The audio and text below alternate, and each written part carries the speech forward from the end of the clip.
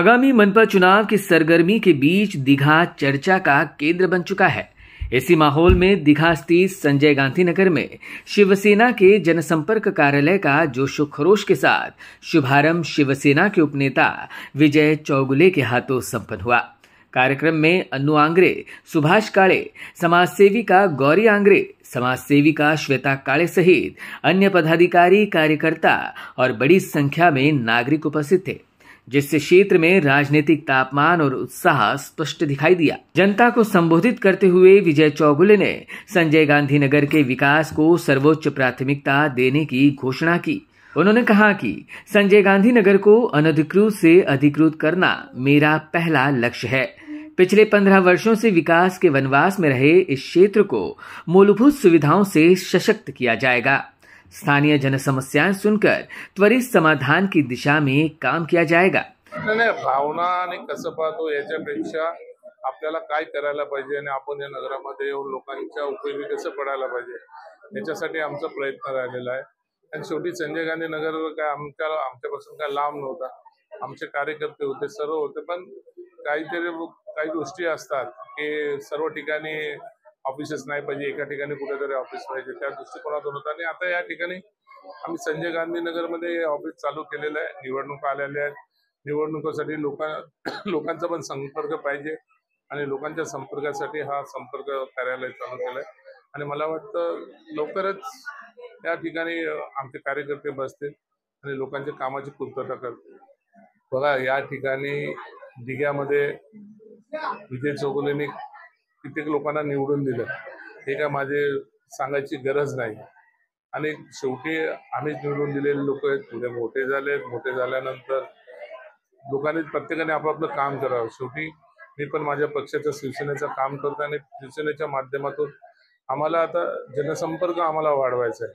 आम्हाला माहिती आहे की उद्या येणाऱ्या काळामध्ये महायुती झाली तर आम्ही युतीतर्फे लढणार, नाही झाली तर आम्ही एकटेपणाने लढणार आहोत।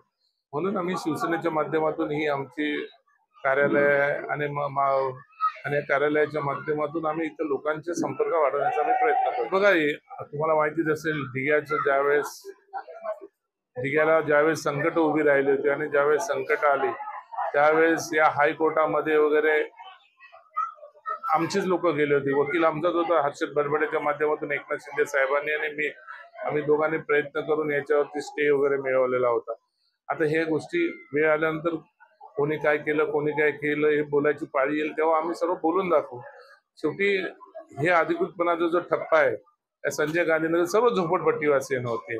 त्या झोपडपट्टीवासियांवरचा अनधिकृतचा ठप्पा पहिला आम्हाला मिटवायचा आहे।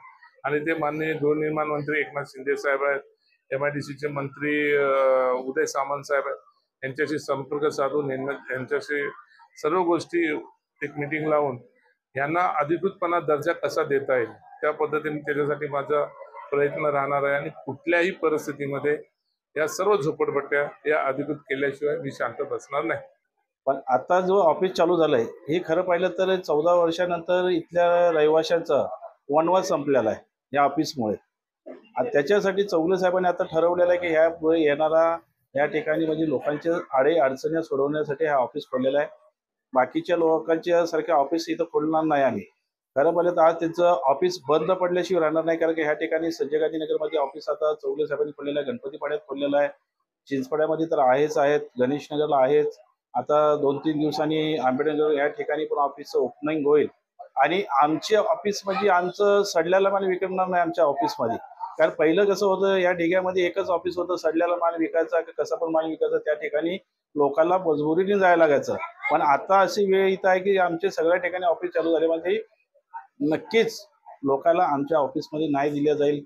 पाण्याचे प्रश्न असतील, लाईटीचे प्रश्न असतील, गटाराचे प्रश्न असतील, लोकांचे आरोग्याचे प्रश्न असतील, शाळेचे असतील, आमच्या ऑफिसमध्ये नक्कीच सोडवल्या जातील। बाकीच्या लोकांसारखं आम्ही सड़ल्याला माल विकना नहीं, या ठिकाणी चांगल्या प्रकारचं आम्ही काम करू। कार्यक्रम के दौरान विजय चौगुले के हाथों नए पदाधिकारियों और कार्यकर्ताओं को नियुक्ति पत्र सौंपकर नई जिम्मेदारियां भी प्रदान की गई, जिसे शिवसैनिकों ने उत्साह और तालियों के साथ स्वागत किया। मनपा चुनाव नजदीक आते ही संजय गांधी नगर में शिवसेना का यह शक्ति प्रदर्शन राजनीतिक रूप से महत्वपूर्ण माना जा रहा है। Bureau input, EW network.